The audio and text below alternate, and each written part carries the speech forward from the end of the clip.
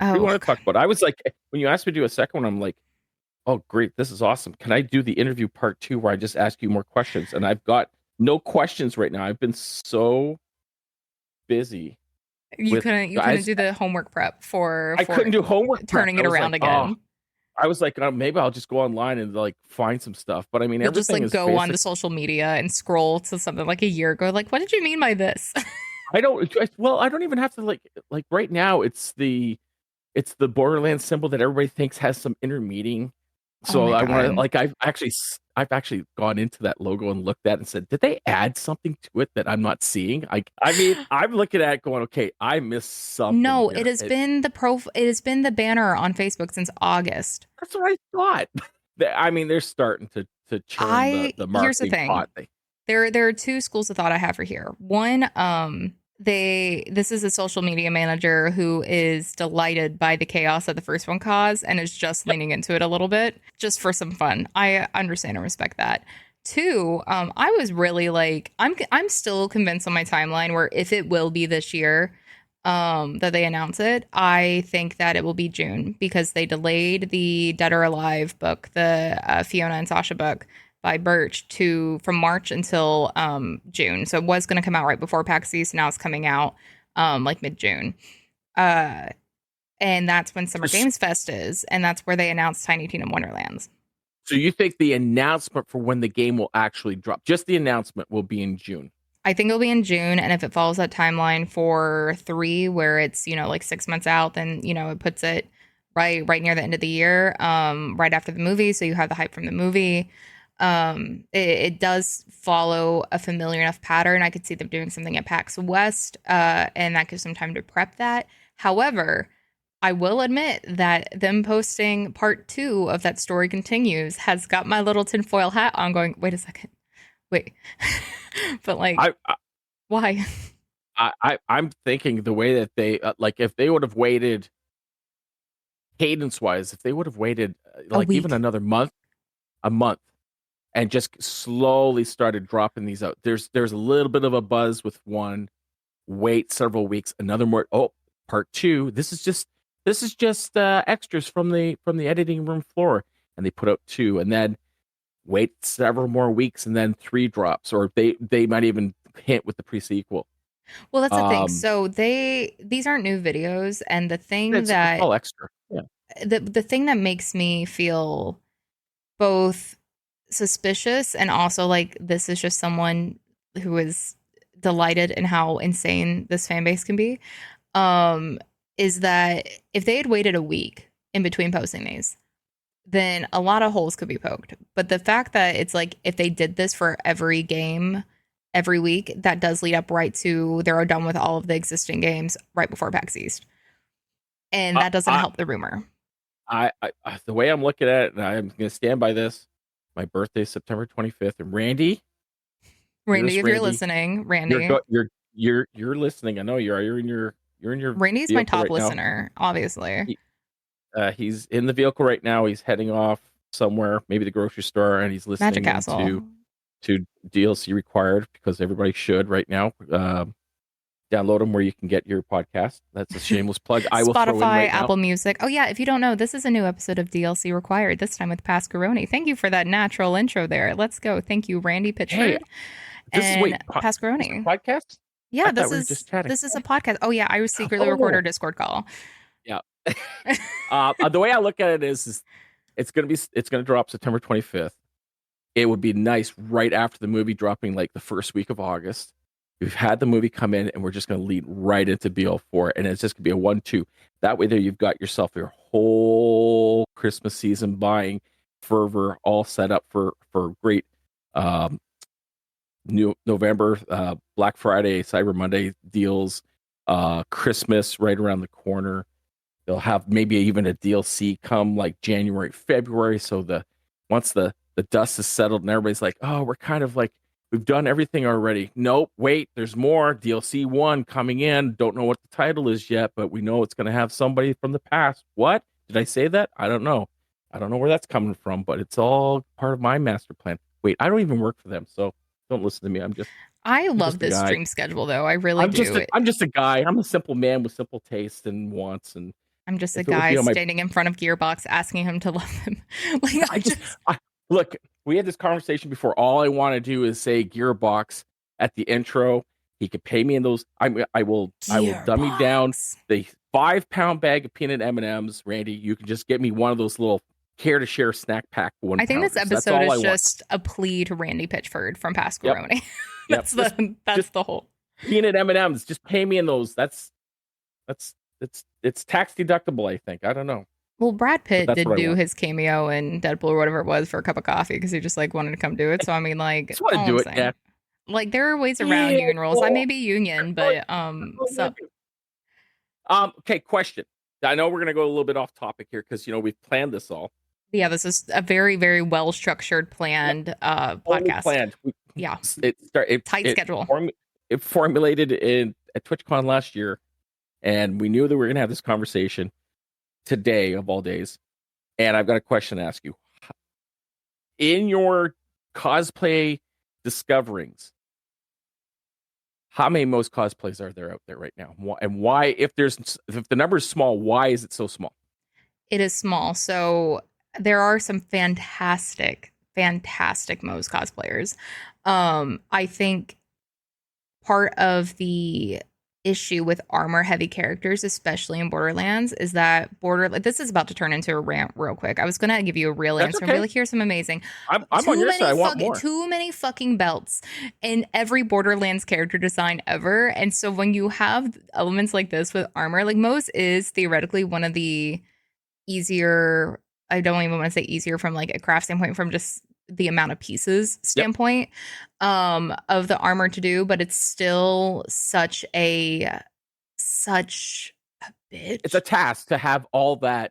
Have trying all to that balance and it. her custom jacket and her belt and her boots, and then what do you do about Iron Bear? Do you have him? I also think Moe's just doesn't get enough love. I think all the three characters don't get enough love, honestly. And so there are some really, really fantastic ones out there. I'm sure there are plenty that have not made a splash online that have different variations of Moe's that I haven't seen yet, but I've yet to actually see a Moe's cosplay in person, and that makes me very sad. Well, I'm just going to do the shout. If anybody is a cosplayer and you do a Moe's cosplay, please come to my Twitch channel. I will shine a huge spotlight on you because Moe's is my girl. I really think about cosplaying her after I finish Athena, because if Athena's armor doesn't kill us, it's the belts. It's just Can you eliminate some of the belts tastefully and it still be No. Moe's? So here's the thing. Moe's big thing isn't even her belts. Like Moe's one, especially looking at her base outfit, it is just the style of it more than anything. Like she has so many pieces of her armor, and then it's the little details. Like where's her cosplay guide? Because again, they magically I'm looking right released. now. I'm like coming over Of course, here. we're both looking up Moe's right now. I know. Well, I'm always looking at Moe's. Let's be real. It's fine. I just got off stream. My filter's still gone, so let's be real. But so if I'm looking at her cosplay guided the gunner, so we have Nisha has a lot of this style armor where it's like the arm piece armor and the leg armor, but Moe's is a little more traditional. Still the kneecaps, the weird thigh armor, or not thigh armor, the shin armor that's around the boots. Aren't the worst thing in the world, but you have all the studs. So there's a lot of just little details. The big part here is one, tattoos are always hard, but it's the jacket, because it's very much just like, here's a motorcycle jacket. If you were remotely like me and a slut for accuracy, which is wild because I love when people's cosplays, like I never sit there and nitpick. Like when people take liberties with their cosplays and make them their own, I'm floored. I think it's the coolest thing. They usually improve it. Like I love it. Me, if I'm wearing it, if I'm making it, I will burn myself to the ground trying to make it screen accurate. It's just what makes my brain go burr, and I hate it, but that's where I'm at. But when we look at Moe's, she has this back piece of her armor and the connector on her back that's right above where her knife is. Is a lot like Tracer and Overwatch, and that one is like without a 3D printer, without whatever, like it's hard to replicate. It's hard to replicate, and you can do it, but then do you include the LED light? Do you not? So people have a lot of like half built Moe's cosplays. I see a lot where people do like the helmet, the wig, makeup, and then like the jacket or something. But having that full piece is just so many details. Like with her belts, like she has like her belt that's slung down here, like all of them has. But she actually, props to her, has one of the most functional belts of all these characters. Eh, Um, So can I step back one? If you look at all the main characters, the handsome Jack, obviously, as you know, the face is what makes yeah, handsome Jack. yeah. Moxie, of course, has several outfits, but we now know Moxie for what she wears, whether it's the little small cap on top with the We know red her for her outfit. boobs, Pask. We know her for her We boobs, know her for her her assets. Yeah, assets. her design, her. So if you look at the the flax of the world or the zeros of the world, each one has its unique flair. Moe's is kind of hard because they're really a lot of her costumes are kind of generic in a way. I almost Yes, want to say it. It's like the complete package is Moe's, but if you start to alter it, even though like you said, whether it's a belt or if it's for function over, I can wear this and actually breathe and move around at a it's a blink and cosplay. you miss it kind of cosplay where you Yeah, don't know what you're looking at unless everything's like really cell shading. You have to look for a minute. Like unless you know what you're looking for, you're not going to notice it without the whole thing together. exactly. And Well, it's one of the unique characters that way because like Zane has very like, again, he could blend in more, but it's easier to accomplish the like eyepiece and things that would make it feel like, hairstyle, beard, yeah. hairstyle is Same with there's something there. Salvador, Yeah, Axton. Roland has a very basic costume when you're looking at it, but Roland when you see Roland. Brick, yeah. same thing. There are a lot of these that you can have a casual cosplay of, but it's hard. Like there's no unless you're taking TPS Jack, and even then at that point, like the Hyperion shirt gives you away. But if you're really trying to make the most simple Borderlands character, it's hard because so many people, when you strip away any of the like harder elements of their costume, you really don't see much of what's Yeah, left unless they're like a siren or something like that. Like the twins are easier to do dressed down versions of because people don't really know their outfits top of their head, but they get the vibe of them, right? And they have such sure. identifiable hair, or then like the tattoos, Tana, same thing. You have the goggles, you have the jacket, like whichever version you do, you can like kind of put it together and they have a vibe. Mose looks like a video game character who is in Borderlands. Yeah. And that's part of the problem. So I do love her design though. I fucking love her design. I again, to me, it's the one that I mean just gravitates towards because of the play style more than the look, but then the look also pushes the play style for me. Uh, so if I was to say, okay, speaking line, you're going to do a Mose. What would you do? What would you start off as a cosplayer?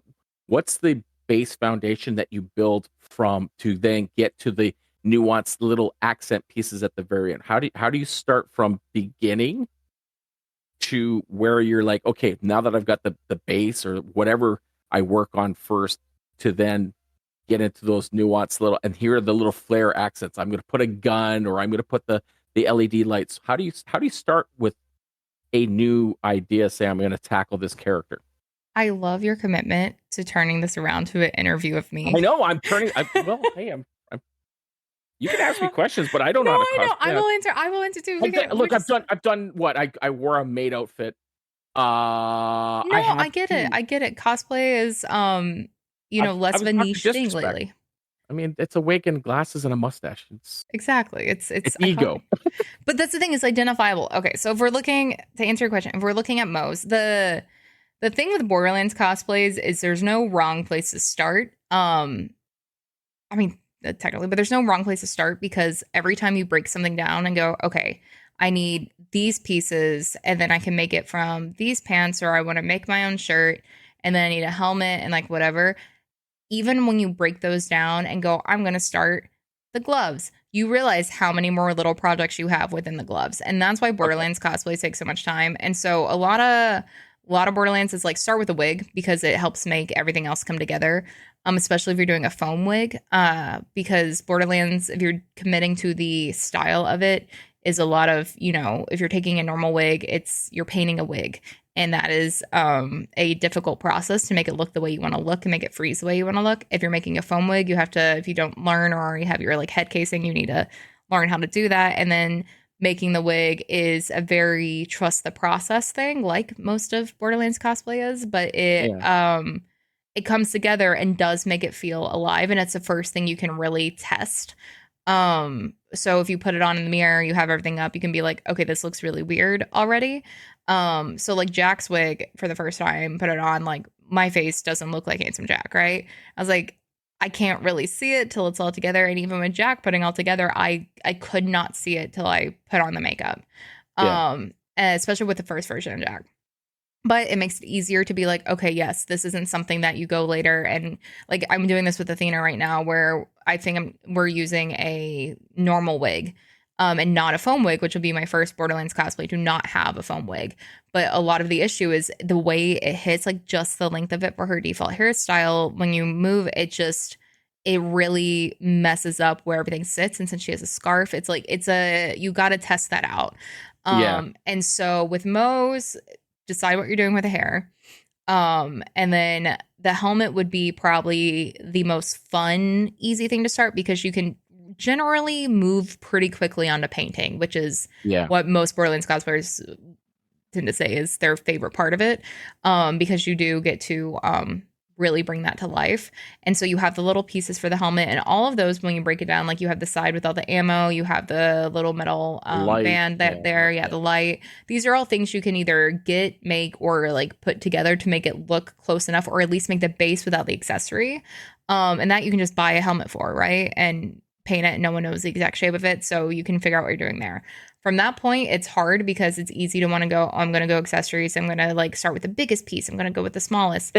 It is impossible. I genuinely, if you had an idea for pants, like once you could buy or thrift or alter, or if you want to make them, like go for it. But the things that are going to slow you down are the pieces of armor and belts and anything you have to make with foam, anything like that. And so it would be starting with probably the shoulder piece, the back piece, and then the leg pieces. Yeah. And then after that point, working your way through, okay, so get all the little pieces of armor done, get them painted, if you want at that point, but at least get them shaped and ready to go, like where they need to go, know they sit correctly. And then since her pants are much more like casual, like normal pants, but with those little sides like stitched on, you can either paint those on or put them on. And so at that point, you're customizing everything to fit around the armor, which is going to be easier than getting pants and going, oh yeah, that pocket will work, and then having to fit this armor around it and then wanting to lose your mind. That's work, yeah. Yeah. And so it just probably easier to start that way. The last thing that telepath will tend to do will be belts, and like the little accents like that, but things like the echo, kind of the more pivotal pieces. A weapon. Yeah. A weapon. Yeah. Weapon will be last. Usually it's an afterthought. It's at one point, but like if you're getting like the nades on the suit or the knife, like that's, you put it probably like near the middle, but like almost every time echo is one of the first ones you tackle, because if you have a character that has a prominent echo and you don't like how it looks, it's going to drive you insane. Yeah. It's going to bug you. Yeah. So I'm going to ask you one more quick question, and then you can turn around and you can ask me all the cosplay questions. I'll try to answer them. It doesn't have to be cosplay.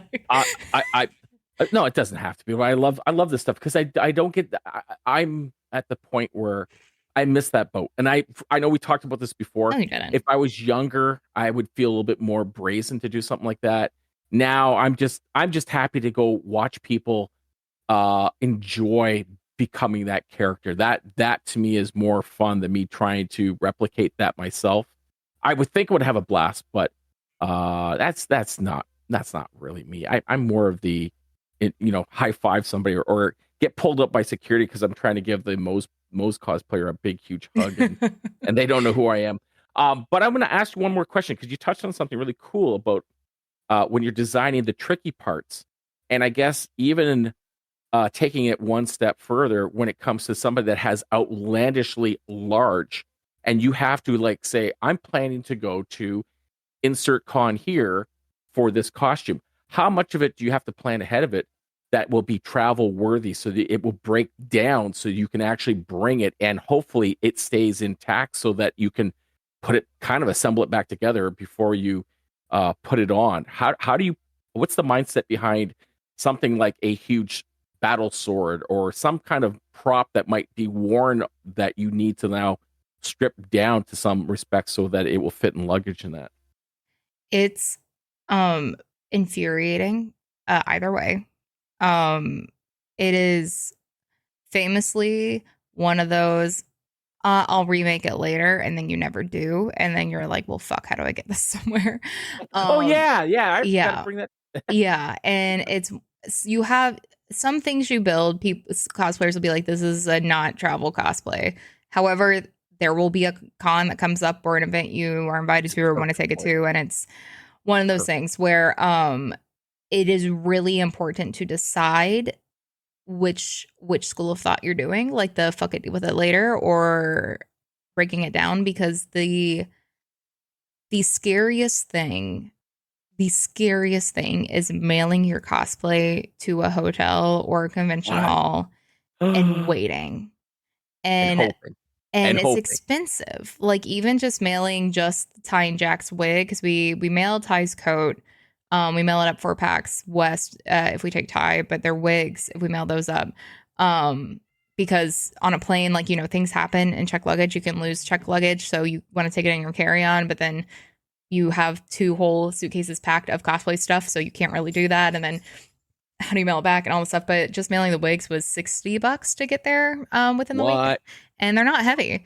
But you need the space of the box, and you need Yep. make sure The that they're okay. packing around it. Yep. Yeah, and they're foam wigs. But it's expensive, and you'll throw a wig head in there, and you'll make it a light one, but it still adds up. And so it's you can get some cheaper, but between that and like Ty's coat, we just kind of have to like roll and hope for the best. And you bring a lot of super glue. Like we never go to a con without super glue and paint touch ups and all these little things you can take. But if you're making like a big sword or things like this, or example, like working on Athena right now, Athena shield, I have no idea what the fuck I'm going to do about that right now. And PAX is in a month, where I'm supposed to be done with Like, that by then. And right now it's not a shield that can be broken down. And so it's something that I'll have to either mail or fit in a suitcase, and it will probably be mail, but that's a large shield. yeah, and just But it the looks Oculus size better. alone. Yeah, Yeah. it's like, okay, so I could have it so it snaps in two pieces, But then and you that I could, also have the threat if you do something with it breaking down like that, like it's that especially if you're it it doesn't doesn't hold hold. up. Yeah, Yeah. And that's the thing. Some people are like really fortunate and have like, here's my whole garage of like this very specialized equipment because this is like what they do, right? And so yeah. they can build something that they know will like break down, go back together, but you can lose a piece. Something can happen. Like it is so many different things with that too that go, is it even worth being able to like break down and do it?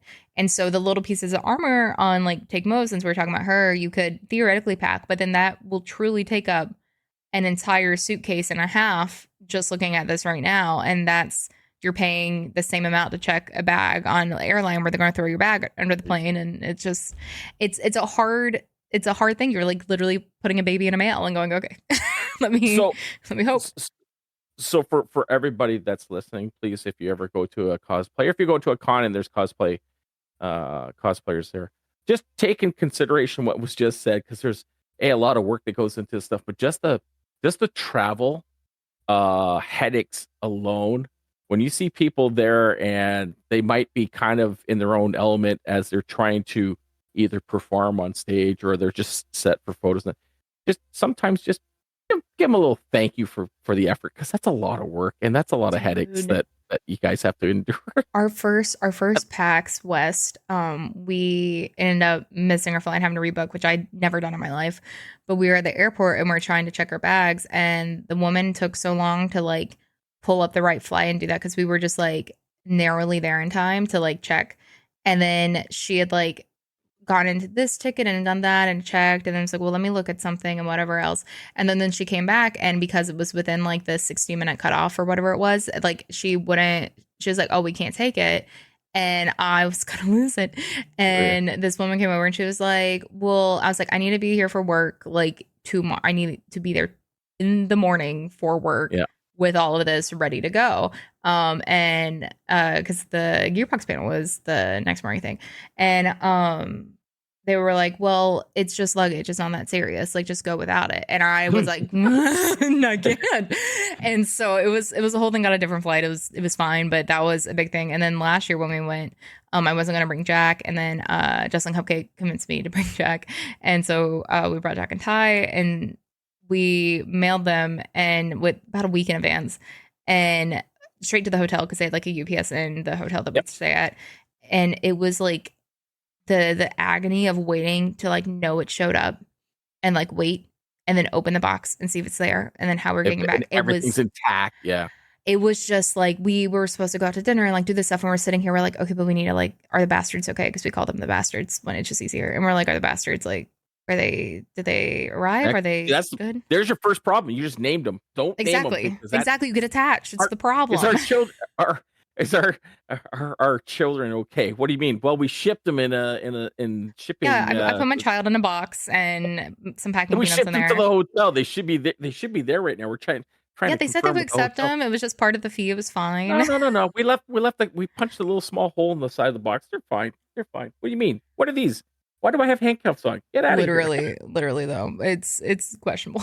But yes. Point is, when you see cosplays at cons, especially if they're popular cons, people tend to travel for them. And any type of, even if we're driving to Long Beach and it's an hour out, it is several trips of the car and a lot of ordeal to pack up everything and take it. And wigs have been dropped in parking garages, and when they're foam wigs that can't break but can break, and like all that, it's just there's a lot that goes into the drama of cosplay. And my biggest fear for my big first Twitch con last year was I going to be able to get food at the con? The answer is no. We couldn't find food. Unfortunately, it was actually kind of rough getting. It was rough. I was so hangry that first day. I was like exhausted from like the flight and all the just BS that happened. And then I'm there. I'm like, I'm just trying to find like something to drink and snack on, and it was impossible. I signed up for 14 companies I didn't want to have anything to do with, just so I could get some free candy off their desk. You did. You got in there though. You absolutely got in there. Which, oh my God, wait. Did I tell you? I don't think I told you. St. Jude invited me to the place live summit. Are you going? Yeah, I'm going. I just booked my ticket. We can hang out together. Yay. I know. I was hoping you were going because it reminded me. I was like, I think I had to be from TwitchCon, but I messaged K6 and I was like, I know. Oh God, I love it. Yeah. Well, we can. Did you hear? Now, I showed my wife the Gypsy Hotel, and they have this big, huge thing with these ducks. You have to go on the website. Yes, the Gypsy I saw Hotel. that. And it's a Peabody, the Peabody, right? Yeah. Or the Peabody, that's what it's called. Yeah, whatever. All I know, I want to call it the Duck Hotel because they parade these ducks out. Oh, they roll a red carpet, and these ducks are ushered out, and there's a parade with these ducks go out from their suite down the elevator or down the stairs, maybe a duck elevator. I don't know if they have a duck elevator. I don't know, but then they parade them out on the main floor out into the little fountain for them. And I'm like, okay, this takes it up a notch. You've got ducks as residents at your hotel and you have a duck parade. I guess I'm not having fries and duck fat that night, am I? No, absolutely I don't think I can. No, there's a line and we don't cross that line. So I'm so excited that it's going to be you and who else is going? Do you know that we know? Tweety and Bad Karma that I know of. So oh my god, it's gonna be so good. Yeah, it'll be fun. And I know that there's other people invited from other communities. Oh yeah, of course. But like of the little crew. Yeah, it's funny. All of you have been on this podcast. Yep, and we can, and the four of us can just I don't know. We'll just say how the Borderlands community is the best community, and we just we'll plant our flags. Dude, I'm just always so proud. Like I genuinely do love the hunt because if listening, you don't know, the Borderlands Hunt is a community event that Bad Karma and K6 and a bunch of people put together years ago.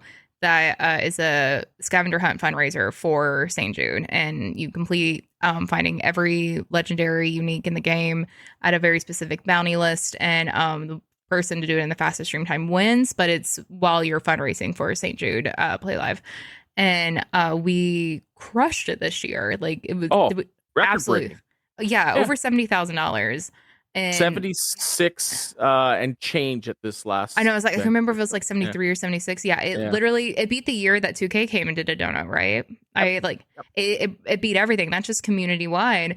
And even last year, I remember I was looking on the St. Jude site, or like on Tiltify or something, and I saw and I was like, okay, Six is one of the top fundraisers and like the top 10 or what, like that's great because you know the top people are pulling in millions a year, right? Yeah. And I was like, oh, that's crazy. The Borderlands community is one of the top 5 teams Yep. for St. Jude for the year. And I'm like, that is insane because we're such a small community in the scheme of it. Small, but man, are we when it comes to, again, that's like anything though. Like if there's someone that falls ill or any kind of rally, the community is always rallying around whatever. So if it's something good, we cheer that person on. If it's something of Yes, of to a its detriment negative nature, sometimes, but like we it's we yeah. rally around, and I think that's kind of, especially when you consider that like Borderlands 3 is like what 4.5 years old now, Yeah. and so we're getting long in the tooth of how fresh a game is for our community, and we do go separate ways, and we all venture out and play other games, but it's nice that the hunt kind of is that callback. It's like that bell to bring us all back together, and it was really nice to like, even though I know you and I were both kind of trading paint when it came to the hydrations. Yes, I changed my hydration timeout, so it's a little bit No, I little need to bit do that more. too. People will drown me if I don't. I know, but it's nice to see that like everybody. It, while I'm streaming, there's several people that we're all playing that game that kind of we all met each other in this nice little small circle of happiness. And even though yes, we kind of exhaled out and gone to other vast areas of the gaming community, we're all kind of breathing back in and all kind of coming back into that nice little den of warmth and happiness and playing the games that we love. And further to that, because we broke the records, it's in February. January, February are the two most depressing months, but are also the 2 months that people will spend money paying back their credit cards from Christmas or New Year's parties or whatever. So this is kind of the lean months for people to actually donate, and it's just it's another sign of how this community just rallies because of the fact that it's not the newest game. It's Borderlands 2 that not a lot of people like. No, it's I've an played old enough fucking times. game. It's 12 It's an years old old at this game, point. but I don't remember it because I played so much since my memory sucks. So Me. it's like it's an older game. You think it doesn't have as much pull as BL3, and yet it comes out of the gate in the shortest, like the coldest month for the majority of us that are kind of North America wide. The second month that people are still licking their wounds from Christmas, and I kept telling people, it's like, hey, I understand, like things are getting cheaper to live. The price of living is going up, and the Oh no, fact that would be a whole that rant. people Yeah. are constantly just saying, you know what, but it's for the kids, and I know that for those that participated to fundraise, we all have our I will call them punishments, not punishments, but punishments, because we have to shave heads, do one life run throughs on characters that we might not want to play with, allegiances that we don't want to Don't use. even get me started. I, for whatever thing that we have to do to get that bar, to that next rally of another donation goal.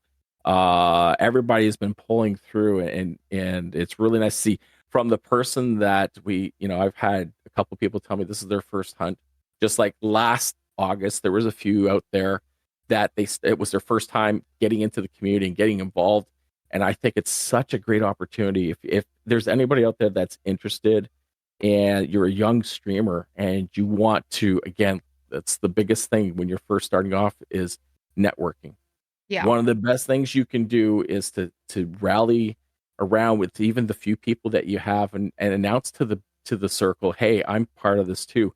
That's when someone's going to come in and raid and get you part of the circle of friends and build your numbers up. So it's a win-win scenario. The kids win with St. Jude Play Live, and the streamers win because they're entertaining their fan base and they're growing their community as we kind of grow the Borderlands community. It's awesome. So I'm Yeah. hoping. I think they said August for. I think Bad Karma said August for the BL3 one, and I can't wait. I'm already thinking of ideas to try and get people to make me do other things.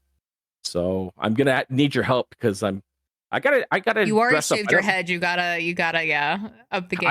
You gotta up the ante, right? So I've got my final one I have to do yet. I'm gonna step away for a few days, and then when I come back from a little mini vacation, I'm just going to start doing all my punishments. And the one I have to do is you might want to look this up because I don't know how much you've watched Trailer Park Boys, but None. I will say none. Okay, well, there's one character, Bubbles. He has the big bubble glasses. You might have seen his memes around. He also has an alter ego, and his character he's big into wrestling, and his character's name is Green Bastard, parts unknown. Oh And my God. Yeah, I have to cosplay that. So I might be bugging you and Please Rogue. do. Please do. I might be asking you about. You remember all those steps you just told me when we did the interview? Can you repeat those again? Because I didn't write them So you down. were doing homework, is what I'm hearing. You were okay. I've got I've got homework. So I love it. Yeah. So No, that's amazing. Oh, that makes me so excited. That makes me so excited.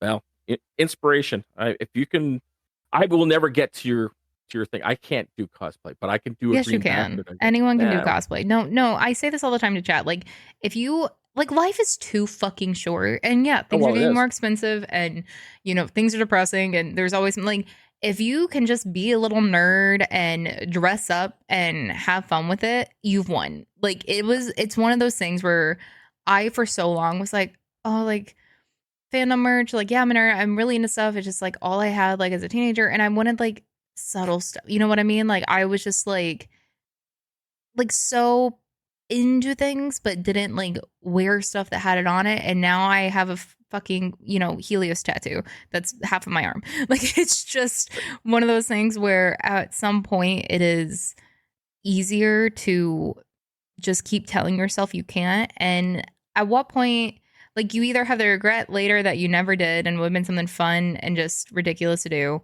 or rewarding to do, or whatever you're trying to get out of it, or you do it and you don't like it, and then you tried it and it's fine. But I think the thing with cosplay, and I say this, I bias as an actor because it's just always fun playing dress up, but like, think of it that way, like, it's something you don't get to do that in other places, and it's truly just this love you have for this game or this movie or the show or whatever you're doing it for at the time, and this character, and then how excited people get. Like, it is, I cannot even tell you my favorite moments cosplaying stuff around, but it's usually like I've had people when I'm in Ellie run up like so excited, like almost in tears, just showing me their Ellie tattoo because they just feel seen by someone who loves someone as much as that. And like, so I've been, one of my favorite ones in Jack and Ty, where it was a really small con and it was a local con, and we were just walking around, and these two little girls like literally had to be like 7 and like 12 at most, at oldest. I think they were probably like 7 and 10, had run into us and their mom, and they're like, wait, oh my God, because they were playing Borderlands 3 and it was their first Borderlands game. And so they see us, and they're just like losing, they're like sitting there, they want to hold the vault key, they want a photo with it, they're just like absolutely in awe. But the older girl had played enough, had to play 3 and potentially 2, that knew who knew who I was. And then the little girl was like, oh my God, Tyrene, she's so fun, she does whatever, and like hadn't like seen like a bunch of stuff because she was like just like going through with her sister. And so her older sister was just side-eyeing us so much, but still thought it was cool. So it was just like one of those things where normally it's like, don't touch cosplay or someone, whatever, like take the photo, whatever. Yeah. But you were like kneeling down, being like, oh, you want to feel the wig? It's foam. Like, come on. And it was just like, you saw this passion just like erupt in them. Like, those kind of memories are what I had as a kid and teenager and whatever, from like seeing someone who just like was really into something that I loved and made me feel like it was okay to have that be like safe space. And yeah, it's a neurodivergence and a bunch of other crap I could get into, but it was one thing when we got back into it, it was like just so like everything was locked down. It was sad, like whatever. And Telepath was like, "Hey, would you judge me if I start making cosplay TikToks?" I'm like, "No, start cosplaying again. I think that'd be great." Like, yeah, I'm Oh, working, but they're that, awesome. yeah, Oh, they're so good, so good. And that's the thing. It started out just like closet cosplay stuff and little crafts we want to do, and now it's like, it's part of work. It's like what we do, which you don't have to monetize your hobbies at that point, but like it's just so much. It's there's nothing else I do like it. Like, yes, being on set and things like that, fantastic. No better feeling. But like being in cosplay, like walking around doing the thing, like being able to build and like put together and loving how it looks and seeing people get excited. Like it is, we do it because we love it. Like we're flying around the country porting these because it's genuinely just it's a fu- passion project. You wouldn't like you've already yeah. explained it. If you're doing it because it was work, it's one thing, but you're doing it because you get that joy from it. And I think you hit something dead on the spot too, which is something I've been trying to instill when I stream, and it's the fact that we're not here for a long time, so let's make sure we're here for a meaningful time. And I think sometimes, like I'll say I won't cosplay yet. I have done little things. I don't see myself as somebody that would go to the lengths that you would. But for me to do it up here in a simple surrounding of my little command center that I call a streaming room, it's fair enough. But to maybe instill that or maybe provoke that little nudge forward, helping those two girls understand that that's foam and that uh, you could see that 10, 15, 20 years down the road, they would be that next group that could say, you know what? I remember that one time that we were walking with mom and we saw those two, Borderlands. They would probably say, "Look, we saw Tyrene." So Yeah. we saw Tyrene and we Yeah. touched the Tyrene's foam hair. But it could be that thing that instills that passion for them as well, and to do something like that and to do it with again, and I will say this, like, feed yourself, make sure you've got a roof over your head, make sure that everything in real life is set in stone before you do things. But when you have that opportunity, jump for it. Somebody mentioned, because it was Valentine's Day, and we were talking, and somebody in chat said, I have feelings for this one person, but I know that they like somebody else. I don't know what to do. And there was a lot of people that were saying, I would still say, you know, if it was me, I would say, let them know, because you never know. You might kick yourself 25 years down the road and turn around and go, why didn't I ask that person or tell them Yeah. how I felt? Or why didn't I jump for that cosplay? Or why did you have to eat 9 cans Yeah. of ravioli? I mean, you Why don't eat did you? 9 cans of ravioli. But to jump through and try something. 3 years ago, like you and I started roughly the same time. You might have been started earlier than me, right? I don't How think how so. long have you been streaming for? Oh God. I just passed 3 years, so You're a little ahead of me. I oh, okay. started like May 2022. Okay, so Like, we're yeah. okay. So a Or little bit 2021? I don't remember. I don't remember. 2021. Yeah, that makes more sense. It's Yeah, one you've been it's one around or the for other. With the okay. year of the Halloween hunt. That was my first year. Oh, okay, okay. Yeah. So we're kind of relatively in the same bracket, and there's a fair number that I keep tabs on that are in that same bracket. We're all kind of that next. We're like Yeah, Degrassi High, the coming the up, the like, next yeah. gen. Yeah, the next gen. We are the next gen. Um, We're Degrassi next generation. yeah. So I feel like I, if it wasn't the chain of events that occurred and the fact that I thought, watching K6, I'll say it again, K6 is the one that I found first and I kind of gravitated towards. And I had the encouragement, like, hey, you know what? That looks like a lot of fun. Old, if I went back several years, I would have said, no, no, no, no. I have responsibilities. I have this and that. But then it was like, losing your job, gaining a job just as, the pandemic hit. So you lose that one. It was just a bunch of little small flags that kept pushing me towards, nope, you got to keep going farther down the line. And it was like, you know what? Why not? Why don't I get a couple pieces of equipment and strap things together with duct tape and put a camera on me and play games for people? Why not? It seems like fun. Try it. Like you said, you never know. You might actually like it. If you don't, you haven't invested a lot of money into it. You invested a little bit of time and you tried something new. And I think Hey, that you that's, got a new skill, if I, anything. well, I guess. I mean, so I think sometimes, like when I was younger, I liked to entertain people. And if we were at whatever, if we were at a bar, if we were at a party or whatever, I would like to make people laugh, but I didn't want to be center of attention. It's very hard to kind of like nuance something and then kind of step away and just watch people and how they react. But that is the thing that I like the most is even though I'm on camera and I'm trying to entertain people and make them happy, it's more of the how do I see that from their perspective? How do I get that my feeding of their reaction from it? And it's sometimes daunting, but when it happens and somebody kind of whispers or they say something in chat afterwards, that's the thing that compels me.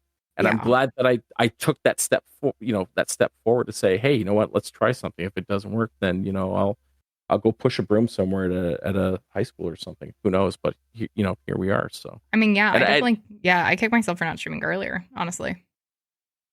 well,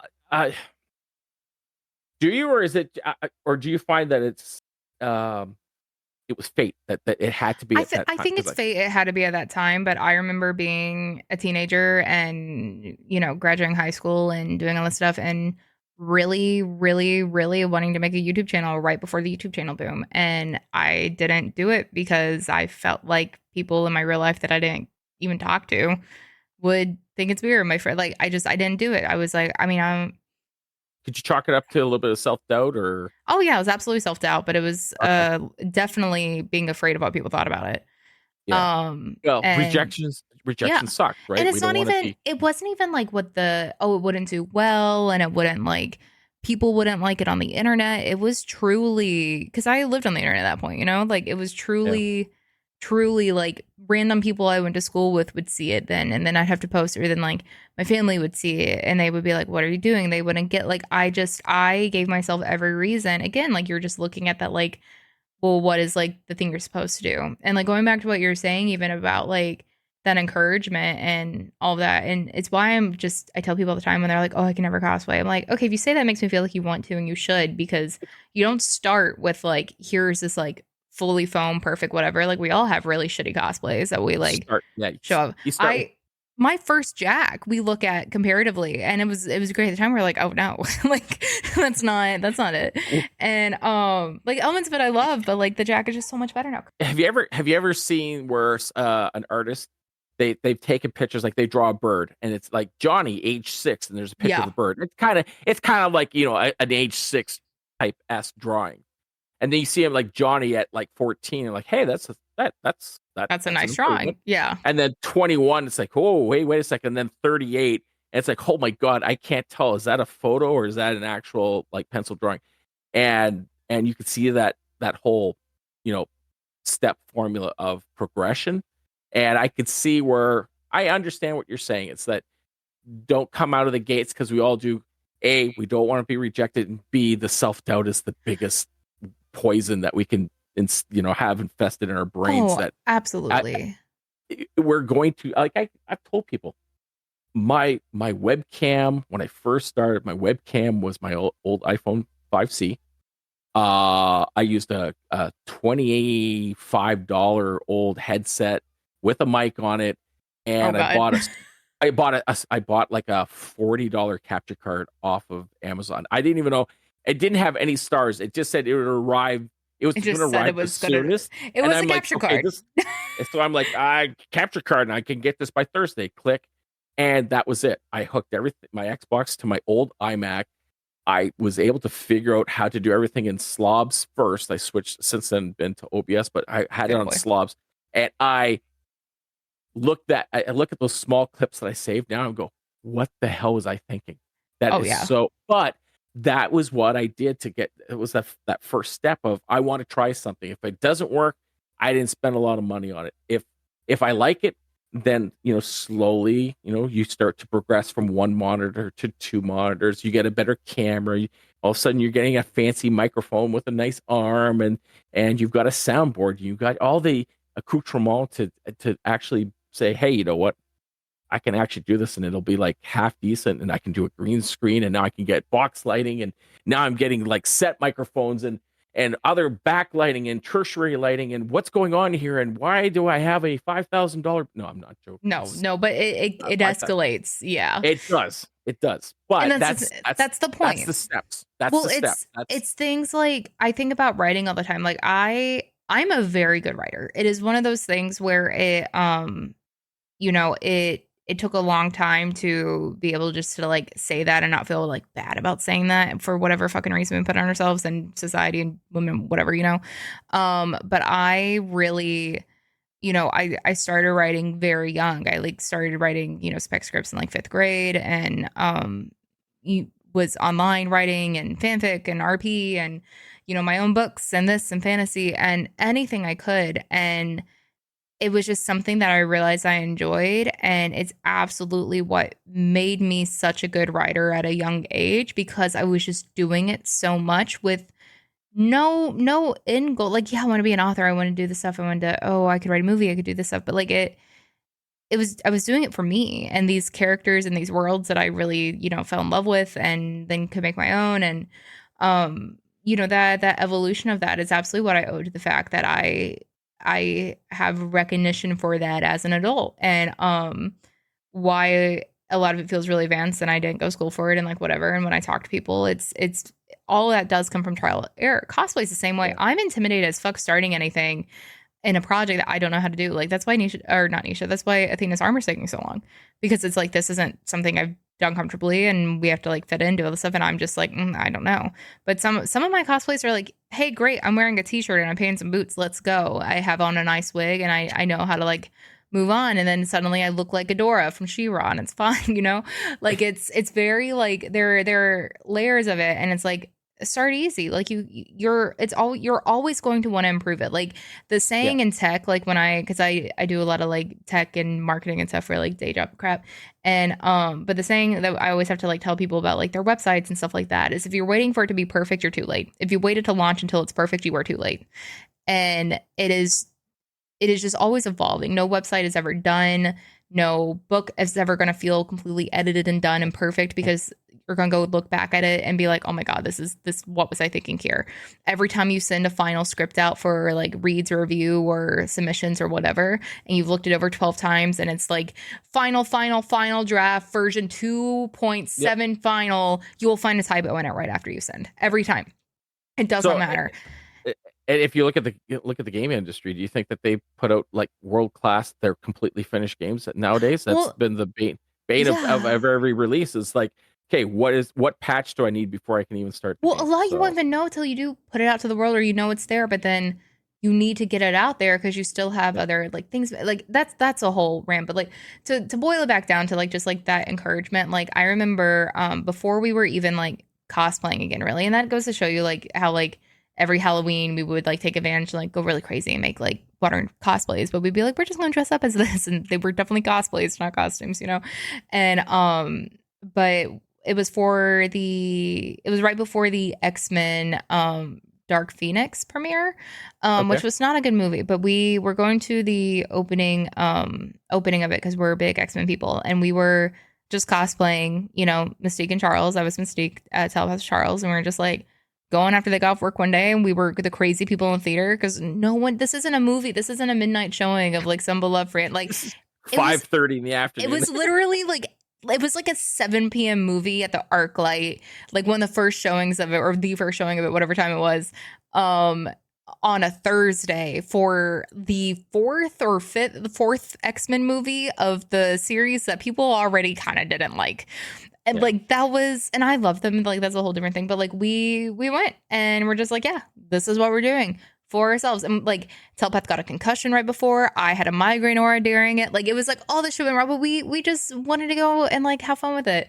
But it was a few days before that I remember they were working in this place up in Pasadena at the time, and they were it might have been day of even, because they were running late, and they messaged me. They were like, sorry, I was running to Panda to get our food, and I saw these like young teenagers in there, and they were like casual cosplaying like some anime. And it was like you can tell when like it's like they're, you don't know what it is, but you can tell they're like in some version of like a casual cosplay, right? And it was like they're being silly, and it made them think about just like their teenagers and their friend group and all this stuff, and like when they really got into it and learned to sew. And so they went over to talk to them, and we're just like, oh my god, I love your costumes, like I'm so like, you guys look like you're having so much fun, I really have a good day, kind of thing. Because it was just like those little type of encouragements, just like wordlessly as you go by, or what like every parent that just like they don't get it or whatever, every, oh, I'm too old for this or whatever it is, like every time you get that little bit of just like, hey, like this is really cool what you're doing, move on, like it makes you feel okay for doing it. And then that suddenly Yeah. you're so good at it, and people are like, oh, I want to be. It's like you looking at K6 going like, oh, I want to do it, and being afraid to. People look at you like that now. They're like, oh my God, I really want to get into streaming. I want to do what Past does. And No, that they say, I know I can do it better. they do not. And that's the thing. You still are Oh, self-deprecating. oh, You like, no, like oh, there's been you know what? trolling. Because No. I have no problem with that, because again, I'd rather get somebody to laugh, step back, and see the reaction. That to me is, I'm an okay streamer. I'm not professional, but You are a great streamer. I love doing what I'm doing. So I mean, whether But I'm good or not, I don't give a shit. Yeah. my So point isn't about good or bad. It's that people look at you as that person. And people, when you start doing something, they're inspired by it. And that, I think I it's just hope if you're I talking hope so. about, Yeah. they are, Yeah, I you're hope. that kind of person. And my point is, if you talk about, this is not the first time you've said to me, like, oh, I'm too old for it. But I think you're going to at some point. You're going to do like a real one. And it's going to be something that you just like never felt like you would Oh, have done. And you're going to have like oh. made it, I'm and you're going to feel so good about it. And it like, it doesn't have to be something you then like do a million of all the time, but then you have it as a little party trick to pull out, and you did no, it, and it feels good. Like I really think you just will. just remember that that Ellie cosplay them cooking up. You need an Ellie. I'm your dude. So Listen, I keep asking what Borderlands character I need to make like as Hooters, and I need someone to say Ellie. I need someone to commit to a Ellie Hooters cosplay because I think it would be amazing. It would we slap. I had this conversation a few days ago, and actually it was during the hunt. I think it was like, I don't know. It was a blur. Those 10 days are blurring together really quickly. But we had this conversation of who would you like to hang out with? Not the classic, oh, I would love to date so and so. It was innocently, who would you like to hang out with? And you know how many of us said Ellie? Ellie would be the coolest person. Scooter, if he was alive, but No. Ellie Scooters, Ellie no. Ellie's the one you want to hang out with. Yeah, Scooter's creepy. We love Scooter, but he's creepy. Ellie absolutely would be a fun time. She would be She the would open a first. beer, kick back. She'd be great. She would know she would know how to properly work a keg. So it was just a Exactly. foam. You know that she knows. Hey, you know what? Let me Let's get help some you with beer. that VH. She would be Yeah, done. She'd yeah. be on it. She goes, I got a couple rides. Let's go do some destruction derby. You want a brewski? I'm gonna grab myself like Yeah. literally just like absolutely there for it. Homegirl would be Yep. set. Yep. I mean, like if you can translate what a in character Borderlands party would be, I would relate it akin to like, the Buffalo Bills, how they have those tailgates where everybody's like jumping and smashing into tables and stuff like that. That's Ellie. Ellie would be the one climbing off the back of the RV and slamming into like 2 or 3 tables on fire, and then getting up and then downing 2 hot dogs and a stein of beer. That's the kind of person I want to hang out with. I'm gonna be so real with you. My brain short circuited because she said Buffalo Bills, and I was thinking Silence of the Lambs. I'm like, what kind of party would Buffalo Bill throw? No. Dear God, no. Jesus. I was like, yeah, that's a. But if you want to like mash those two up, I mean, we can try. I mean, that's Borderlands would be a 101. way to mash it up. There's like cannibalism in Borderlands, so like it's fine. Like Hi everybody. I'm Daniel. I'm going to be your method actor teacher. What we're going to do right now is we're going to add Ellie from this very popular video game, Borderlands, I believe it's called. Looks at card. And we're going to match that up with Silence of the Lambs and Go Speaking Lion. I can't. I need the camera on for this. This needs to be a video. This needs to be like you're doing the mirror dance. I'm sorry, dear. Hurry up. We've got 3 minutes. We got to keep going. I am on paid parking You right now. don't Let's go. rush perfection, okay, Daniel? This is a science. This is art. You got to find the character. No, that'd be You have to wild. be the character. That'd You be have to wild. be the character. I Do you have okay? Do you okay when you play any character? Let's say I don't know, not Nisha. Nisha's so over the hot, top. fantastic, Okay, let's say sexy. you're playing. Okay, let's say you're playing as Nisha. Okay, when you're playing the game, are you imagining it you as Nisha, or are you just saying I am controlling Nisha playing the game? It's a bit of both. It's a bit of both. And this is when we're gonna get into the like the real nerdy conversations. Um, I I think that I think that I have a very easy time getting attached to characters, and a lot of neurodivergent kids do. It's the kids who like act out their books in their room or recite their favorite movies and do all this stuff. Like it's really easy to like, get attached and whatever and project or be protective of whatever. I very much like it is a me controlling Nisha, or not even me controlling Nisha. It's like I am Nisha until Nisha does something that I don't like, and I'm like, Nisha, what the fuck is your problem? Like Okay, it's very like it's there. I different games do it better. So like if I'm playing Cyberpunk, like obviously like I do feel like I'm V. If I'm okay, playing Borderlands, it's I'm controlling Maya, but like I'm very like, oh my god, my baby. Like you know what I mean? There's attuned. Yeah, there's that like telepathic link there, but I think that's more on the lore side. But like again, I think it's just because Borderlands is more like I mean, it's very classic, like looter shooter, obviously, like it's its own genre versus something that is supposed to be like a first person role playing kind of thing. yeah. And so it definitely depends on the game, but I am able to usually feel really connected to a role. Like if I'm doing Last of Us, um I feel like I am controlling Joel or Ellie or Abby, whoever I'm playing, but I feel like while I'm doing that, like I am experiencing their emotions. You know what I mean? So it's like I get it. But Yeah. it definitely depends on just how narrative the game is. Okay.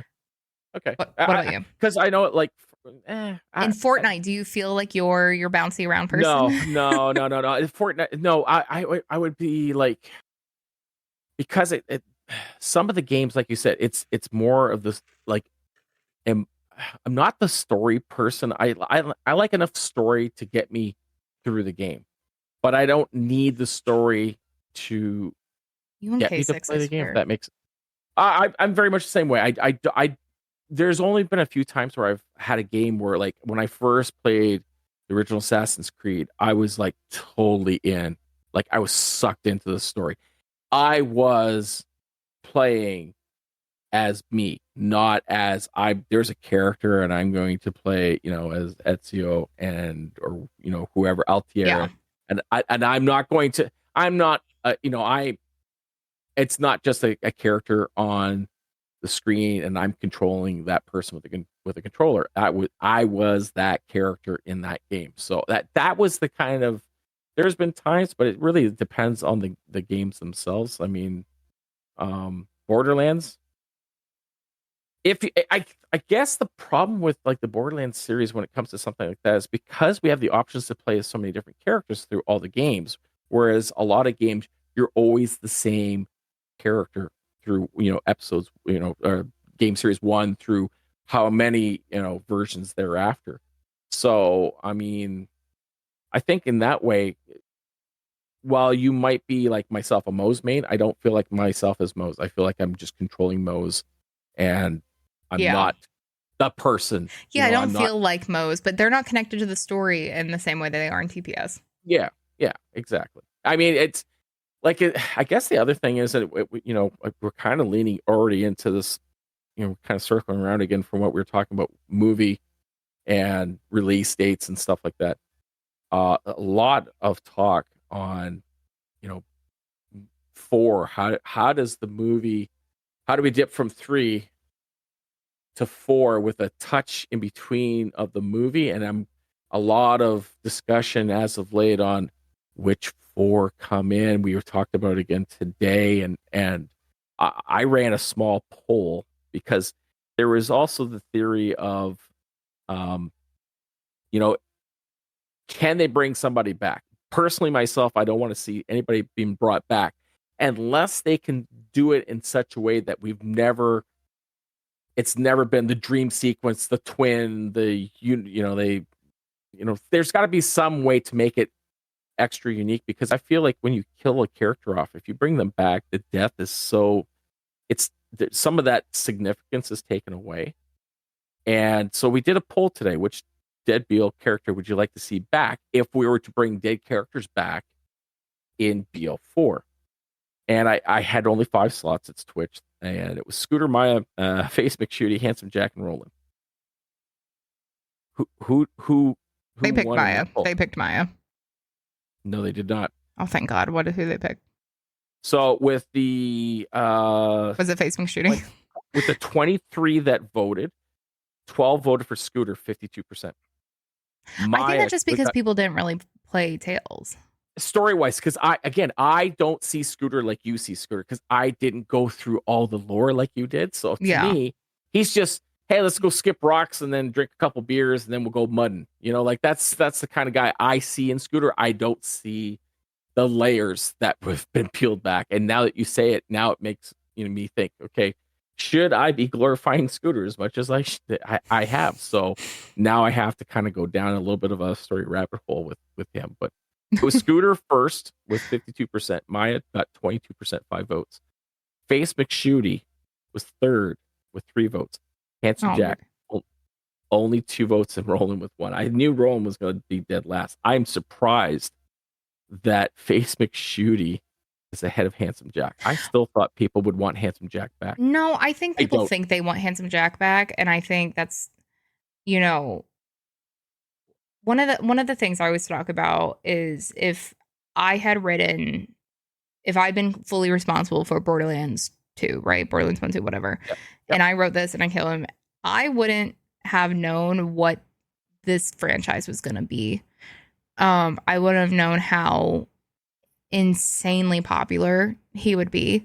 And I would be, oh, fuck.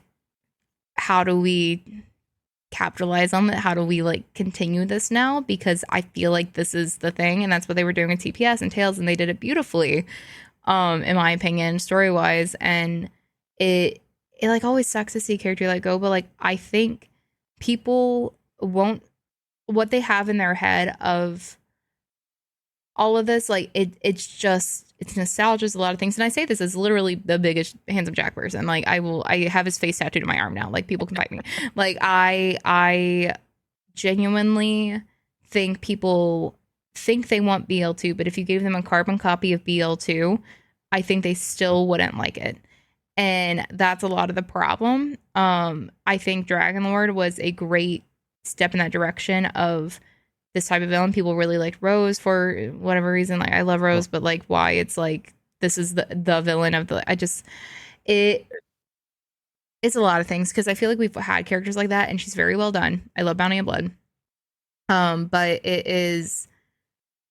is not surprising me, because I feel like people are just gonna decide whether they like something about the game or not, and it's gonna take them a while to warm up. I hope I'm wrong. But I think Jack was one of those things where people with enough distance now are going no, we just want something new. Because that's the thing. If Borderlands is putting in all this fan service and doing that, they're going to be mad about it. I still think that they have their SOS button built in for bringing back Jack if they need it. I think it is insane that we're even pretending that New Tales isn't part of the canon, or that could potentially be not part of the canon. That is absolutely one of the most insane takes and arguments I keep seeing. And there's no reason it wouldn't be canon. They had a choice to make the Tales games not canon, and then brought Tales characters into BL3. It is in this universe. It is not a standalone like Tina's. There are definitely twines of story arcs that are twisted around through the entire interlace of not only the 4 mains, but Reese is in it. This isn't a one-off thing that's oh, whatever, how they do it. They've never made anything where they've completely retconned a game like that. That's not how they work. They knew what they were doing when they were building it, and whether we like it or not, that's what it is. And also, they're not going to use the fucking crystal to bring everyone. That is not what that was. And I think maybe I'm getting frustrated narratively looking at it from you know, like if I'm making a franchise when I'm working on scripts and doing whatever, if that was a takeaway people had, I would be losing my mind.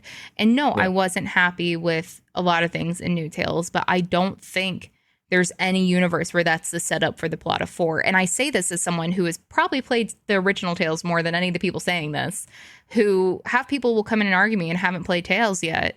And like the original one, and they'll be mad that Scooter died off screen. I'm like, he didn't die off screen. He had a very long, meaningful death actually in Tales, and it was really well done.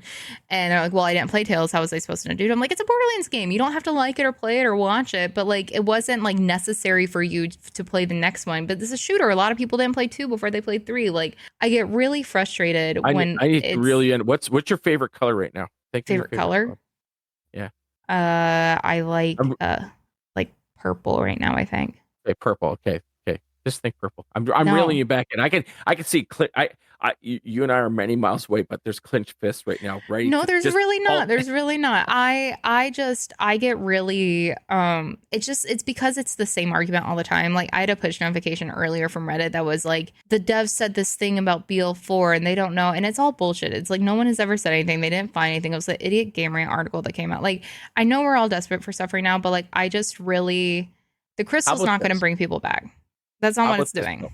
Well, I think in a way, even though there's a lot, I love good conspiracy theories. I love that. So when stuff like these trailers, the BL1 and 2 little story vids come out, and everybody gets kind of frothing at the mouth, I love that. Again, to me, it's one of those things where I have no problem with somebody saying, this is what I think with Handsome Jack ...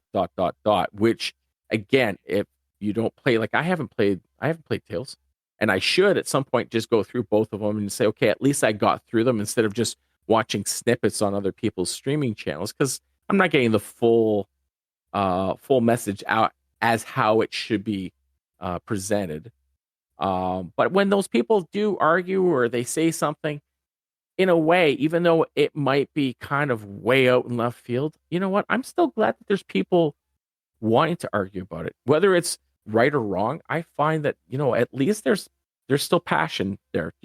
It'd be sad if it's 12 years, BL2 is kind of, BL3 is still here, people are playing it, but BL2, what if it was like one of those things where all of a sudden just went whoop, and it was done and nobody was playing it anymore? It would be sad in a way. So it would be really sad, and I feel like that would be BS. But I don't know why I'm defending somebody that might be like really hypothetical, with these conspiracy theories, but at least if we could spin it in a good way, at least there's passion there. I mean, there's still you're too positive. You literally, I say this all the time. I talk about this all the fucking time. You are too Canadian. I know. Well, I don't care. I still believe. I see the good in everybody. I work in social media. I like literally, it's exhausting. And here's the thing: when they come in my stream, if they like talk about I love people when talk to me about these games.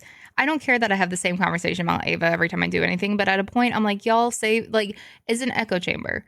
Is it more just do you think more just because they know it might turn the screw a little bit, or is it more just because they don't know that this has been the wash, rinse, repeat over and over and over again? No, it's because everyone thinks they're right and they're not saying anything profound, and they think they're in this gotcha. Like and it's also because it's rooted. This is a whole thing. It's rooted in a lot of sexism. I'm not saying everyone who hates Ava or wants Maya back or hates Tyrene is sexist. Like I have that fight with Mick all the time, where with love, where we're just like, there are valid reasons to dislike stuff. That's totally fine.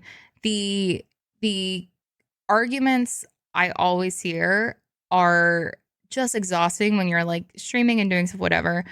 I love when people come in, and even they're completely wrong about something in the lore, when they come in and want to talk about it, even if they're trying to argue it. Like, I agree. Like, I love that there's passion in these games. I've been in a lot of dead fandoms. I'm glad Borderlands is not one of them.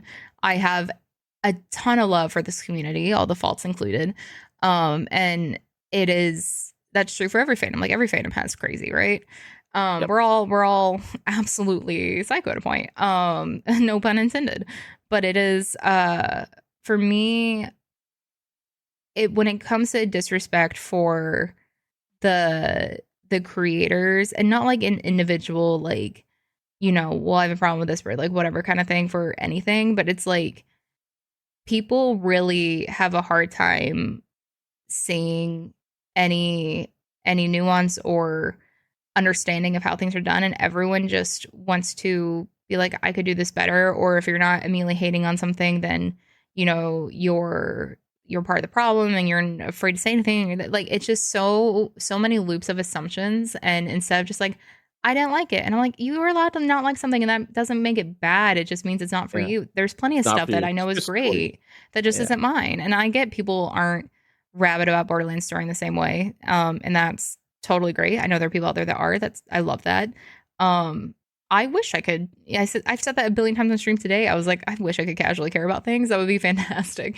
And so I love that there's passion. I love that people Oh, I really can care teach about you. these games. I'm gonna teach you. I'll teach you Yeah, how I to. wish. It's This is why called. you can't It's play called Fortnite.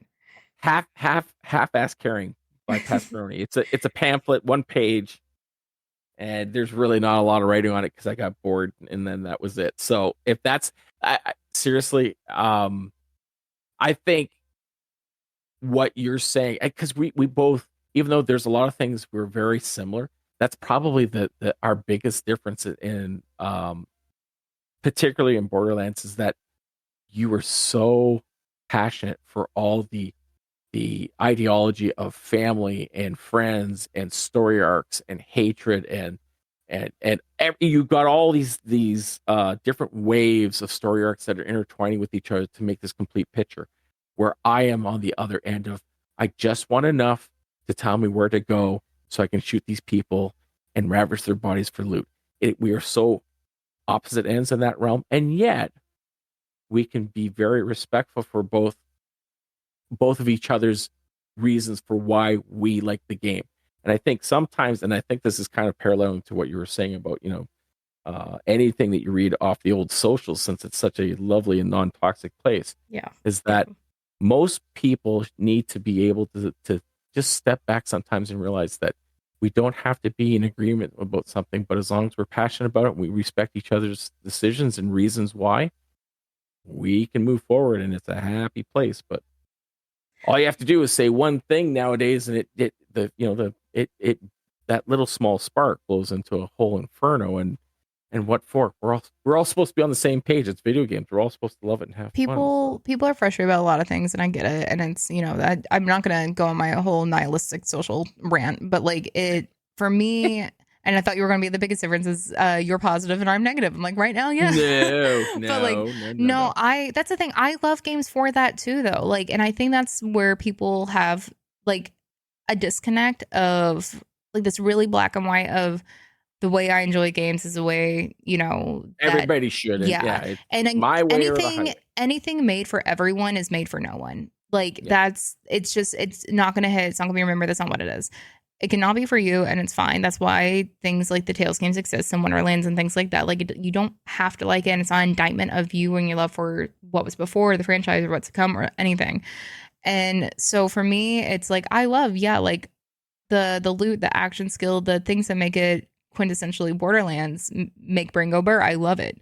Like, Yep. I really love it. I just also am a very narrative person, so yeah, I find the lore in Portal and I sit here and curl in a ball about GLaDOS sometimes, but then I'm also like, I want to play a puzzle game and go pew pew. Like, there's just like, And- there's both that go there. But Yep. people, I'm just shocked how often it's the people who are getting really, really like hateful about it's the story it's who are the people who don't care about the story.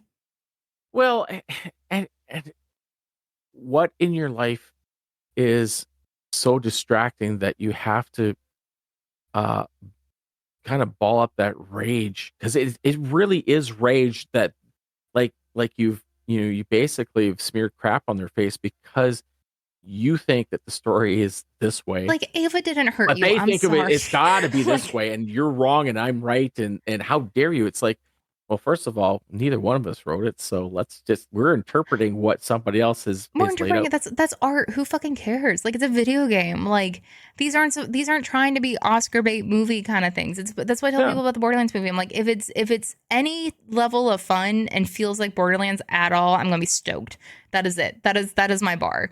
And I want to go into it just with no expectations other than just like hope it feels like Borderlands. I don't need it to be some beautiful big narrative. I don't need it to be, this exact screen replica because that's not fun. Like I don't need to be Last of Us. I don't need to be something it's not. Like, and I say that as someone who genuinely just wants to bury myself in the lore of these games sometimes.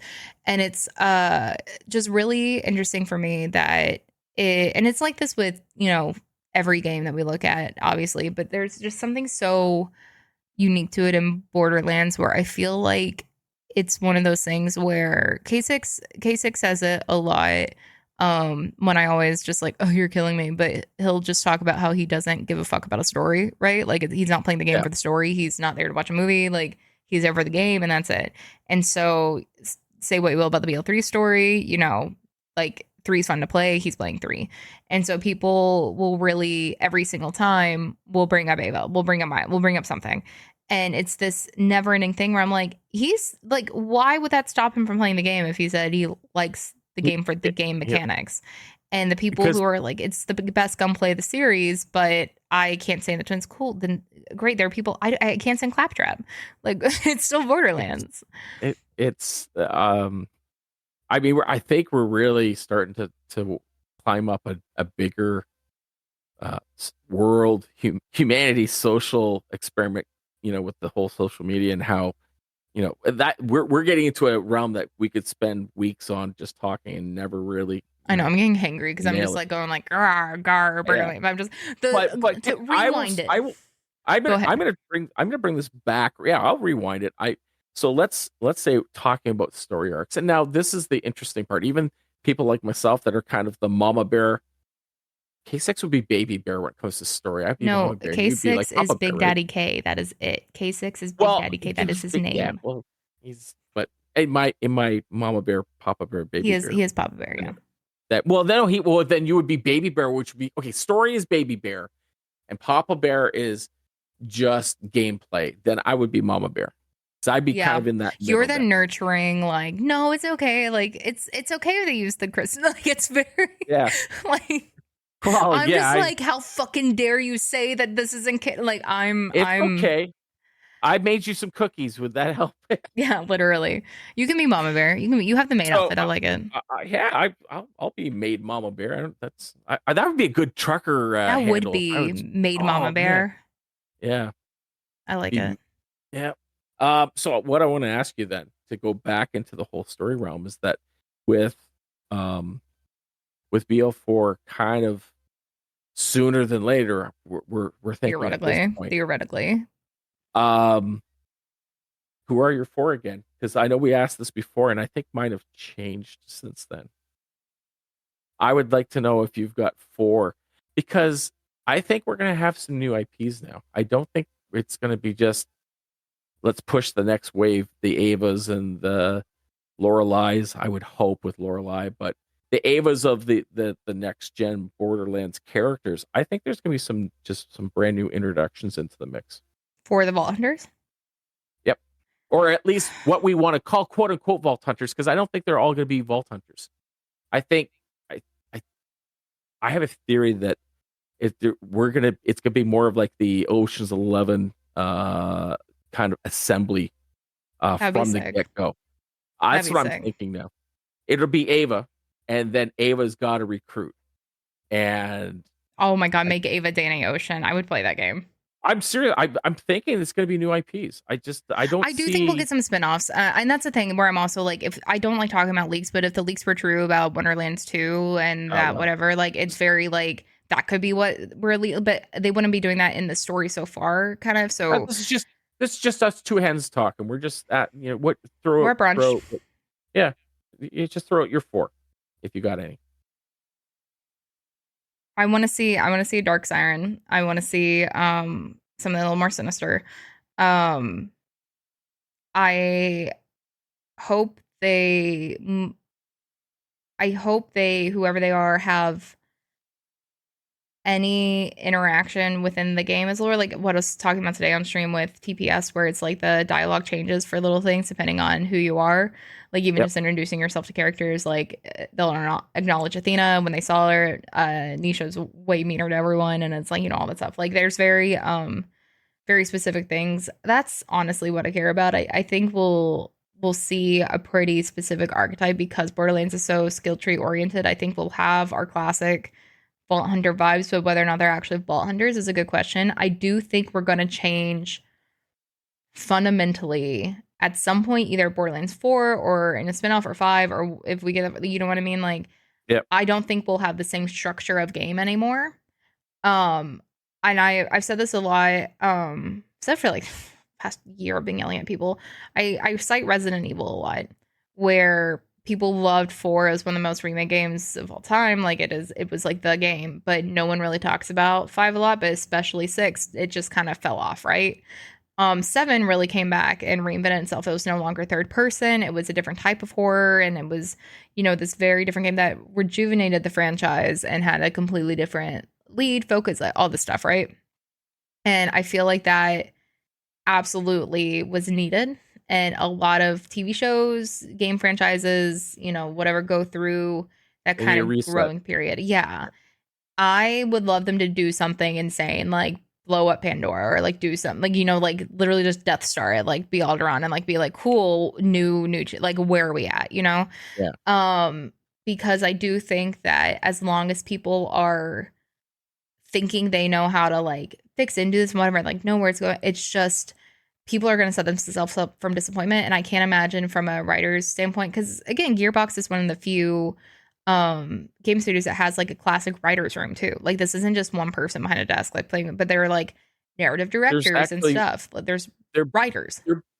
there probably have stories that that extend beyond BL4 at this point, because any good group Yeah, that want this could. isn't Marvel that's hiding it from each Yeah. other. Like they are working together to build what they are, this franchise. And Randy has so many times, like he even retweeted his own interview back last year. I think it was PAX West actually, where it maybe a little later, but where he was like, hey, if you look in here, you'll see what I'm talking about of what I want. It's Yep. talking about expanding it to new IPs and doing stuff like that. We've had this graphic novel in the works and they haven't formally announced it. I keep waiting for and all this stuff. And I wouldn't be surprised if they do a delayed BL4 announcement and then have it drop very quickly because they're wanting to avoid any of the like hacks and build up and all that, because people Yeah. are so rabid for it. I could see it having a very short marketing cycle because they would just amp it up and drop it, which is probably the smarter thing to do, honestly, rather than give people a year, like, or 9 months, whatever they have for Tinas and stuff. But I think that my dream for that would just be potentially something, just a more sinister character. I think that's why TPS feels so immersive, In because you tune can't with have that. that. Yeah. Yeah, because you can't have the degrees of that between everyone, Yeah. even if it doesn't change what's happening. You do have the degrees of what people's boundaries are with it. And it is interesting that of how they could possibly do that in a game like Borderlands, that is like, here's your character, here's your skill tree, this is what you're doing, and you have this task. It's not a role play game. And Yeah. so I don't know how they would incorporate that, but I think we'll see very similar archetypes. I wouldn't be surprised if there is a bigger swing, especially after 3, because if they just made another like, oh, we're gonna do it again, people are gonna get mad, and then they really will have to do that and like reinvent themselves. Like I feel like if we're gonna see a really big swing, it's gonna be BL4 and it's gonna change something. And this is just gut from like cycles of like whatever. This is like me talking on my ass, but it's just like I could see it being, you know, I can't even think of an example, but just something fundamentally different with the way we play the game. Here's something that somebody threw out, and we kind of roughly talked about it for a little bit, and it was the idea of they really liked the whole Wonderlands character, basically as you. This is where going back to that question: are you the character or not? I think Wonderlands did a very good job of actually kind of going the cyberpunk way of, even though it is a character, you are trying to mold it into something that you want to be. This is my addition to the game, right? So they mentioned about the character creation with Wonderlands. Well, then we start talking, well, what if we could have something like that as a theory? Could we have something like that in a Borderlands 4 where Yeah. I don't see you why are we now couldn't. Yeah. we are now at that point where the writers could have it so that it is you now as part of the group, opposed to you picking one of the four and then you kind of falling into that role. And I don't know if it would work or not. I don't know if that would be too far for like a Borderlands game, because it's not your traditional pick one of the ones that we build for you. So, but it was a nice theory that was kind of bounced around, and something, if they could do something that does um kind of, again, like we were talking about the kid drawing the bird, that next step, right? That next step that says The evolution, yeah. this is now more than just, a couple extra ideas from a DLC that we've incorporated into the game. This is more of a, now you can understand that this is setting us really far apart. Cell shading cartoons design was kind of edgy, and nobody else was really doing it to that degree, which kind of separated them. But since then, think of all the other games that are quote unquote looter shooters, whether they're first or third person.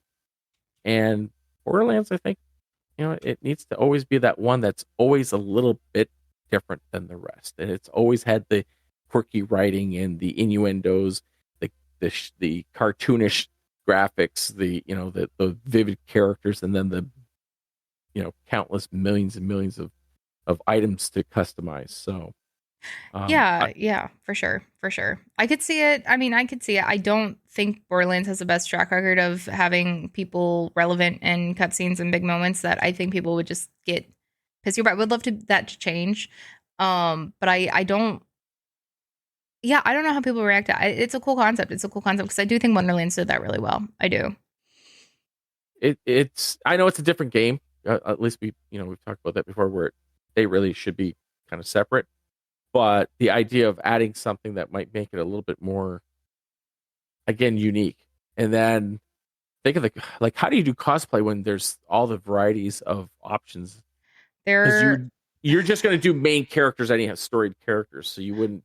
Well, it's the same way when people cosplay V. It's like, do you do like the very traditional default V from Cyberpunk, or do you like whatever? But like customize it, yeah. But because then it's like, well, how do you recognize like whatever? But the thing with I was just gonna say, like, the art style is so different between every game that's already like, when you're painting and stuff, is like, it's a completely different thing.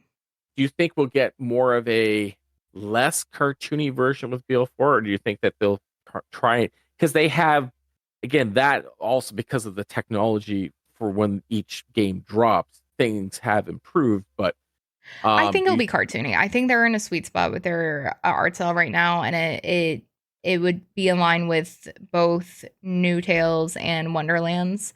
I don't think Borderlands is ever gonna fit in a hyper realistic kind of thing, and I don't think if they go back to the more polygon-esque of 2, it just doesn't feel the same. Flow. Yeah, it's a very fluid game now. Like the climbing, the sliding, the mantling, like all that. Like, it's a very smooth game. And you need the art style to fit that. And I think the art style right now is really great. I love the 2 TPS art style. The original Tales, it is my sweet spot of like my nostalgia brain, but I really enjoy the look of the new style. A lot of bones to pick with how dirty they did Jack and Jackpot, but that's beside the point. I don't know why they rendered him so weird, why his coloring is so different, because it makes him look horrifying. But he's very coked out, so it works.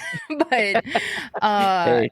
it is, yeah. I think Borderlands is that's so much part of the life of Borderlands that they lose a lot of it, because even when Borderlands 1 came out, like, if what's been said is true, the cell shading-ish look, which is not technically cell shading, but whatever, was an accident.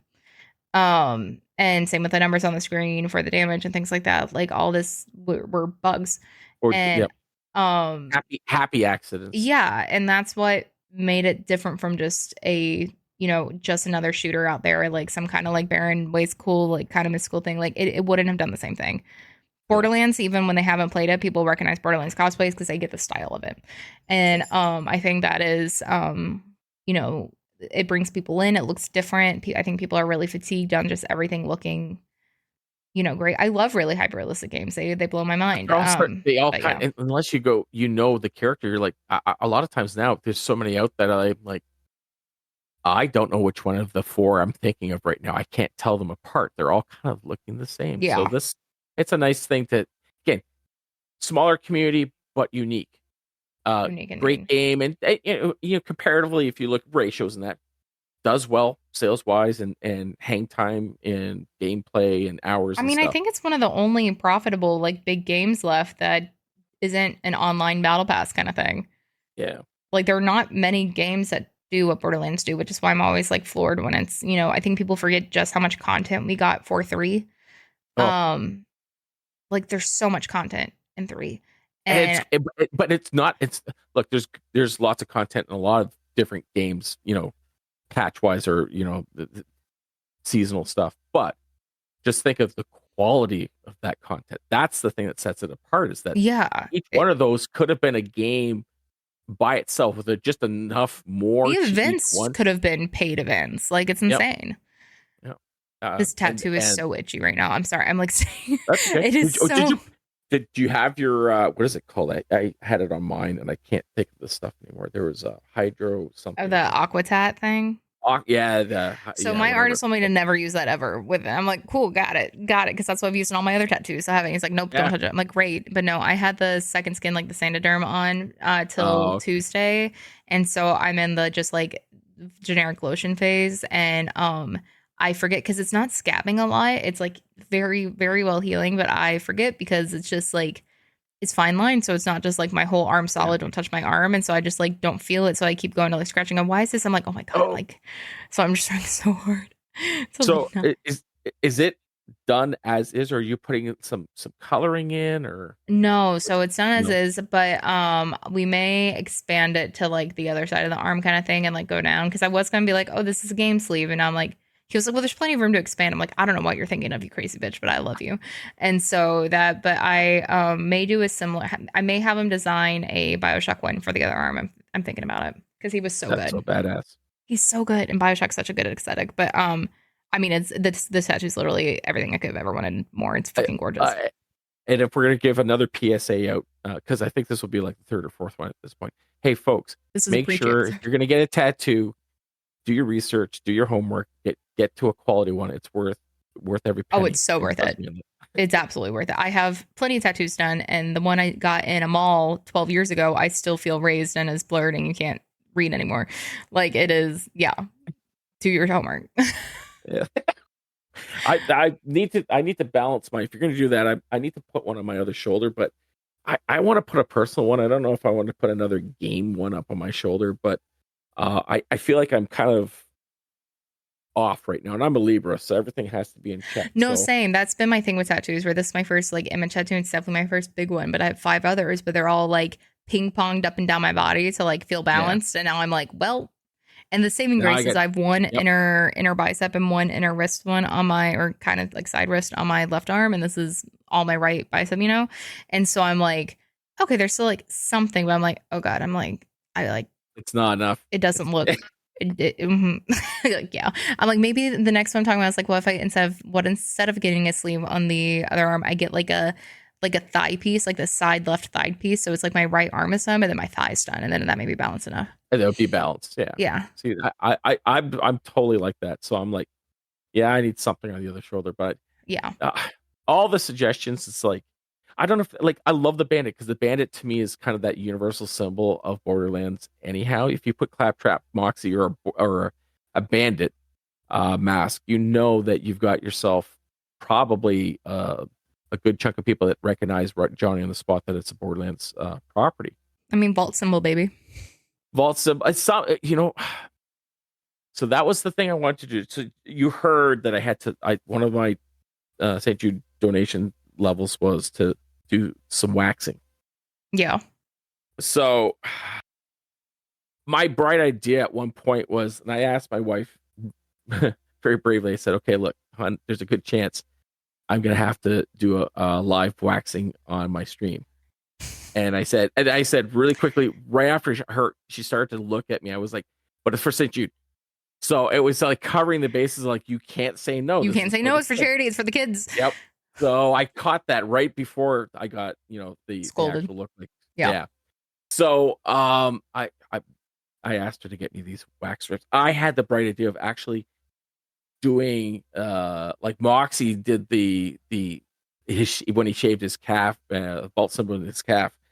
I was going to do the wax strips in a vault symbol, and when I did my test one in the middle, I did not go put the strip with the flow of the hair. I read the instructions. I didn't Did you realize 40-year-old virgin yourself? Did you just like I do one?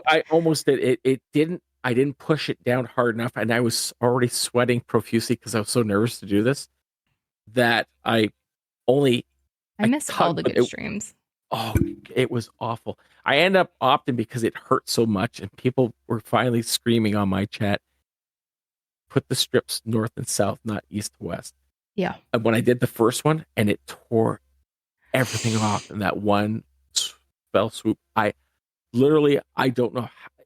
I don't know how anybody actually does this stuff. Oh yeah, it sucks. I Doesn't don't know it? how you do it. It was the most painful. People are like, it gets easy. Like you don't even feel it anymore when you do it a lot. I'm like, you're fucking crazy. Like no. I don't know. That's like saying throwing rocks in the Grand Canyon. You can say that all you want. They're all gonna Especially when hurt, it's like so. thick hair. Like it's not just like, oh, I'm waxing my lip kind of thing. Like it's a lot.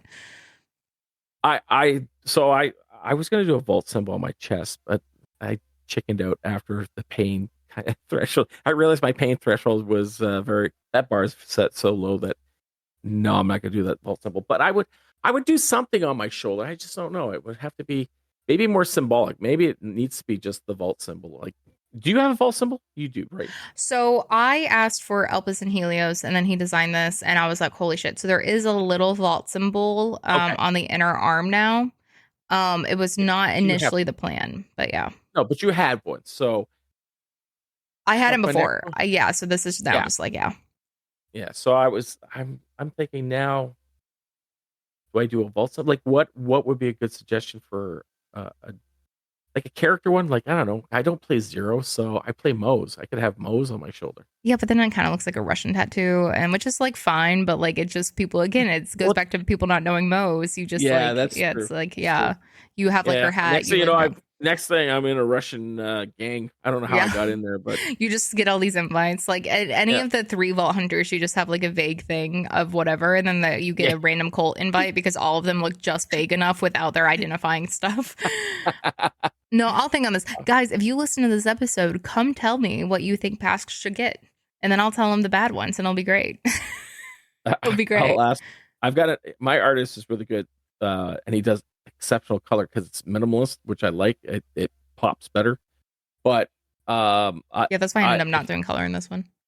you said something about I was worried about because like Canadian here doesn't see a lot of sun, getting like raw chicken, and I was thinking, oh, if I put it too far down, I get the farmer's tan. If I keep it too far up, it's really. Oh, I was a marching band. I have a permanent farmer's tan, and I've been out of high school for way too long to still have this problem. But it is I think it was just so ingrained in me as a teenager that my body is never like, no, we tan differently in different parts.